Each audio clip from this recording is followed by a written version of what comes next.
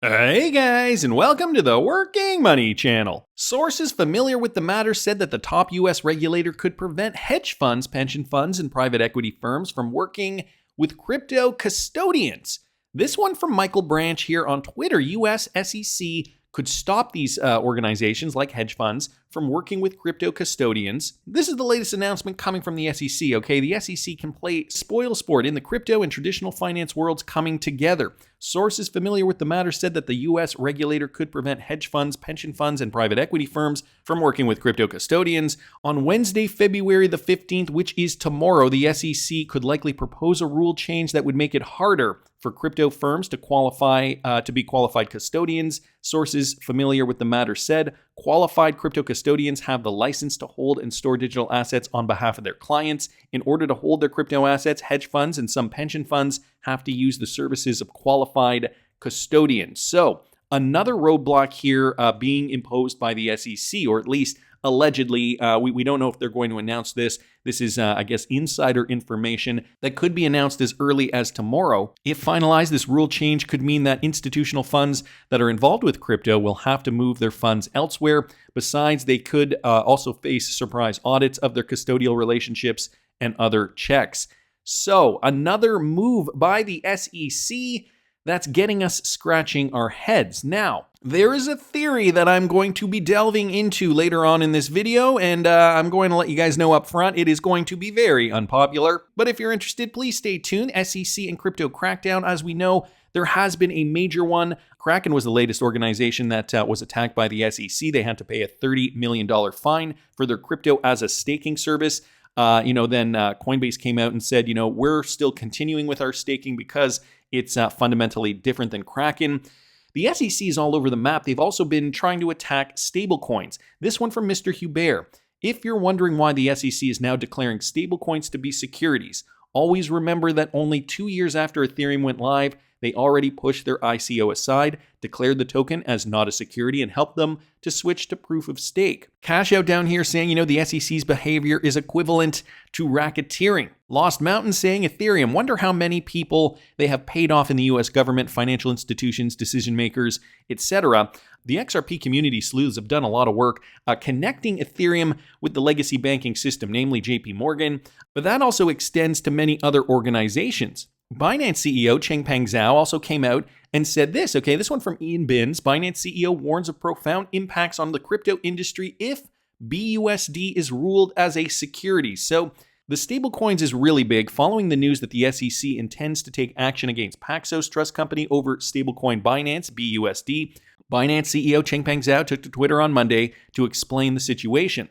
Paxos, which is regulated by the New York Department of Financial Services, also announced Monday that it will end its relationship with Binance for the branded stablecoin BUSD. Paxos also said it will increase issuance of new BUSD tokens on February the 21st. We were informed by Paxos that they have been directed to cease minting new BUSD by the New York Department, or the NYDFS. Binance CEO tweeted emphasizing BUSD, even though called Binance USD, is not issued or redeemed by Binance. BUSD is a stablecoin wholly owned and managed by Paxos. CZ noted that when Paxos stops minting new BUSD tokens, the stablecoin's market cap will only decrease over time. At the time of writing, BUSD has a market cap of nearly $16 billion, making it the world's 7th largest cryptocurrency and the 3rd largest stablecoin. According to Zhao, Paxos will continue to service the product and manage redemptions. He added that Paxos also assured Binance that funds are safe and fully covered by reserves in the bank, with their reserves audited many times by various audit firms already. So this is causing a huge headache for Binance, Paxos, just because the US SEC wants to now come down on stablecoins very hard. Binance has even come out with a statement saying, basically reverting back to, I guess, what their old workflow was. If we have to get rid of BUSD, they basically said, and I'm paraphrasing here, then we'll have to kind of revert back to, other stablecoins like USDC or Tether. And what they had recently done, this was within the last year, a few months, I think, they essentially took out all the pairings for USDC and USDT, and they wanted to kind of amalgamate them all and have every trade that goes to a stablecoin, a USD pegged stablecoin, they wanted it to run through BUSD. And so now this poses a very big problem for them. And I'm feeling like they have to kind of move on the fly here and decide what they're going to do next. Down here it says the SEC has labeled BUSD as an unregistered security and is suing its issuer Paxos. But how on earth is a stablecoin considered a security when it clearly doesn't meet the Howey test criteria? No one has ever had the expectation of profit when buying BUSD. And I was saying this in yesterday's video, which I will link up here, about this situation. In a follow-up tweet, Ducher acknowledged technically it doesn't need to pass the Howey test to be considered a security. Nonetheless, he stressed the SEC basically has free rein to define an investable asset as a security if it wishes to, but it undoubtedly sets a scary precedent.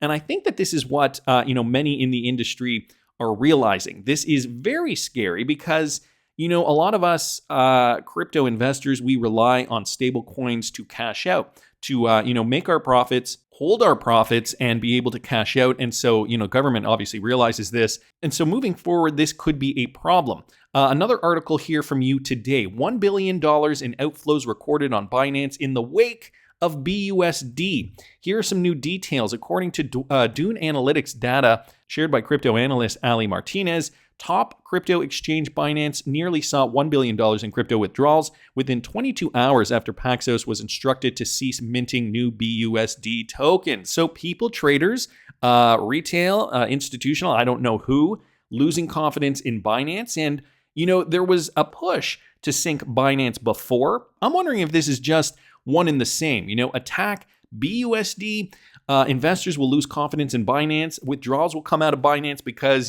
people will panic. So this is from Ali, on-chain data. This suggests that nearly $1 billion in crypto was withdrawn from Binance. So this is just people losing confidence. This has nothing to do with the particular stablecoin. The withdrawals followed after the New York Department of Financial Services ordered Paxos to stop minting the BUSD tokens on Monday after the SEC issued a Wells notice stating that BUSD was an unregistered security. So we are seeing the backlash from this. 400 million BUSD was burned. This coming from Nansen. According to blockchain intelligence firm Nansen, over 400 million worth of BUSD was burned in less than 20 hours as the New York Department of Financial Services ordered Paxos to stop issuing BUSD. So they're also noticing that BUSD is being burnt. It mentions that Paxos' last BUSD issuance was for 209.3 million BUSD on February the 4th, which was 10 days ago. So Binance USD coin, or BUSD stablecoin, this is the latest, but there's always been lingering thoughts about how solvent Tether is as well. We haven't even touched Tether, and I'm feeling like Tether is probably the most precarious of them all. Mr. Man here posting this, the truth about Tether is slowly coming out. Imagine the bank run this would cause. Listen to this. Commissioner Massad, if Tether decides not to redeem, they're not legally forced to redeem because they're unregulated. So if they say, look, you guys want to redeem, your Tether for dollars, we don't have to give it to you. I mean, that's kind of been an accusation floating around for a while that they're not redeeming. So could there be a run on something if you can't redeem it? But then what happens with other stable coins? What happens with the lending arrangements that have grown up around Tether? What happens then to the Bitcoin market because of the interactions between Tether and Bitcoin? There's twice as much trading of Tether than there is of Bitcoin. And if those things start to happen, what happens to Ethereum and other things when people get very nervous about the whole sector? These things escalate very quickly. No one's ever gotten into the crypto market saying this is a safe bet and it's not volatile. I mean, that's sort of what they've been doing. Well, that's fair enough. But, when you start to have a market this big, 2 trillion plus overall in the crypto market, there can be consequences to, the broader financial system that we don't want. So this clip was from about a year and a half ago, but you can get a sense of what they're talking about here with regards to Tether. And this was Timothy Massad, the Harvard Kennedy School of Research fellow, being interviewed by CoinDesk. Ticket to the moon down here saying, didn't Chris Larson say years ago that stablecoins don't need to exist? I'm paraphrasing, of course. They create drama and friction, and they're not needed. Mr. Mann responding, the term stablecoin would need to be clarified. Global stablecoins need to exist from a monetary structure standpoint, but essentially, no. No stablecoin would need to, as the GSC moves the value. We technically don't need banks anymore either, or intermediaries. I mean, everything is kind of redundant if we want to be our own banks, of course. XRP can transfer anything of value without the needs of stablecoins. Years ago, Brad Garlinghouse was mentioning how JPM coin was essentially redundant because XRP can transfer value from one bank to another. And is a competing bank really going to want to hold JP Morgan's own cryptocurrency? And we all kind of had a little laugh about that back in, I think it was 2019. So, I mean, to their point, stablecoins, are good for retail to preserve profits, but essentially for transferring value, they're not needed. So could this be the reason why they are attacking stablecoins, because they realize how retail utilizes stablecoins? I mean, it all does make sense. And here's where it gets interesting. Mr. Hubert posting this. The Hinman emails, okay, so moving along to the XRP case, the Hinman emails discuss other coins besides Ethereum and Bitcoin, most likely XRP as well. But we don't know for sure. Hinman did not give the speech that he discussed with his colleagues at the SEC that was signed off on by them. Number 3, he says, I'll take a bet that XRP was discussed as it was second in MC. Noel Dogs down here responding, bingo. Not to mention you have an XRP developer on stage somewhere during this, and they ask him what he thinks, and he says, paraphrasing, that that's great news because that means XRP isn't a security either. Never held an ICO. Imagine their shock when they were sued. It is corruption. So a little bit about Hinman, obviously, just a quick refresher. I think the timeline is one of the things the XRP community should really be focusing on. This one from DJ Peter Vass. Now, guys, we know ISO 20022 and a new financial system, which would in fact include XRP, is being realized very, very soon. We're supposed to start integrating this coming month, March 2023. We know that there is likely going to be some kind of verdict by March of 2023 for XRP. Integration software, though, and services company Seaburger has partnered with a research advisory firm to conduct a global survey. And this is what they actually found in terms of the readiness of banks. This highlights that banks and corporations are not as prepared for the transition to ISO 20022 as expected, with the findings showing that only 28% of banks have confirmed being fully prepared for the switch. This is even though the final deadline for compliance for financial institutions is only 2 years away. So we're starting to integrate now, 2023, but the final deadline, 2025. A global standard for financial messaging, ISO 20022, is being adopted, as we know, set to begin next month, March 2023. The transition to ISO 20022 is believed to be a major initiative that is set to modernize the global financial infrastructure. However, only less than a third of banks, guys, are fully prepared for this switch. So the timing thing, obviously part of this, the delay tactics, possibly as well. I also happen to see this thread by Utility FTW here on Twitter, just discussing what ISO 20022 is in a nutshell. There still seems to be some confusion. And when people talk about, cryptocurrencies that are ISO 20022 compliant, that has nothing to do with the currency itself. When we've talked about it in terms of Ripple, they've signed on board. They've committed to this new standard. First of all, though, he says ISO 20022 is simply a messaging standard. It provides the ability to integrate far more data with the financial message than the legacy system. XRP is no more ISO compliant than the briefcase used to transport cash. RippleNet, however, is ISO compliant. So it's the new financial infrastructure that is the compliance. And he gives a very good analogy here. So just to kind of brush up on this, if you guys are unaware still, if RippleNet were to facilitate an ISO 20022 cross-border payment between banks, it would look roughly like this. Bank A sends an ISO message and transfer of value through RippleNet. The licensed driver to carry the message and the value. The licensed driver now chooses a settlement vehicle to transport the value. As we know, this driver preferred vehicle is the XRP mobile. Think of XRP as the vehicle that transports the value of the transaction, but the driver is the holder of the message.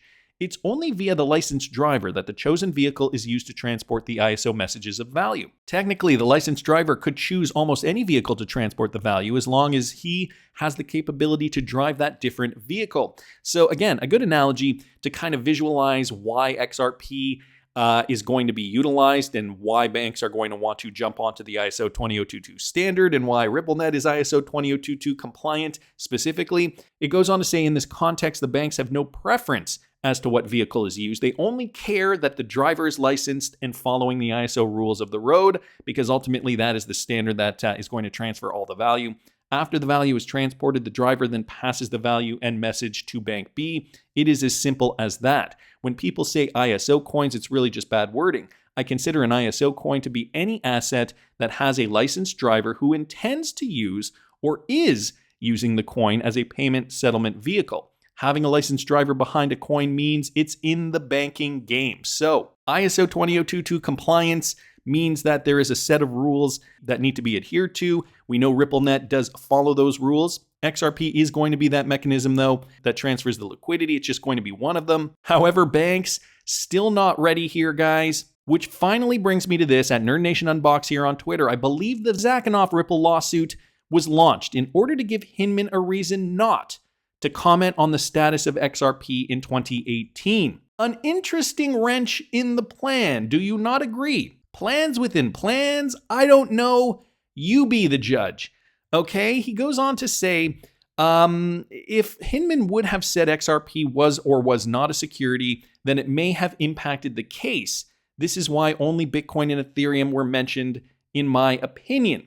Unpopular theory incoming next, okay? At Ripples in Wales posted this: the fireplace, the man, the arm, the regulations, it's all there for you to see. Gary Gensler from a meeting, the SEC cracks down on crypto staking. And what he's doing is he's likening this to the bearable guy fireplace riddle. This specifically from back in, I think this was 2019. And he says the fireplace, the man, the arms, the regulations, everything is in this photo here. Gary Gensler, possibly the one behind the scenes, and I know this is an unpopular opinion. Some have been suggesting that Gary Gensler's working as somewhat of a double agent here, playing the bad guy on screen, but really holding this back so that the timing is synchronized to unleash the power of XRP once it is ready. Of course, the stablecoin regulations, the staking, all that stuff needs to be held back so that the banking institutions can get a head start on this before the power of XRP is unleashed onto society. Now, come to think of it, it also kind of coincides with this weird hypothetical question that Wrath of Kahneman was asking and that I featured in this morning's video, which if you didn't catch, I will link it up here. If Ripple wins the lawsuit around the same time stablecoins are designated as securities in the United States, does XRP become more used on exchanges?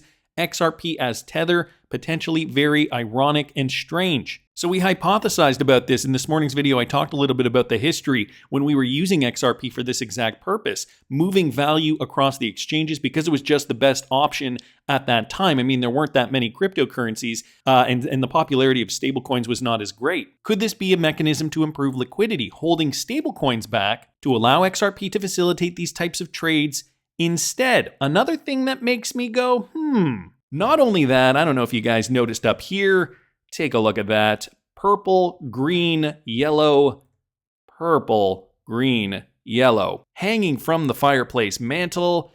No, you cannot make this stuff up. Like I said, an unpopular opinion. Not to mention just yesterday, Fojack posted this, the Mr. Pool tweet. Has this phase of the plan been completed? Let's not forget Mr. Pool did retweet out the same word done a few times now, perhaps referring to other parts of the plan that have been completed. So is this regulatory push part of a bigger plan, a plan within a plan, to time XRP so that by March 2023, when ISO 20022 is set to be integrated, to have banks come on board and unleash its utility?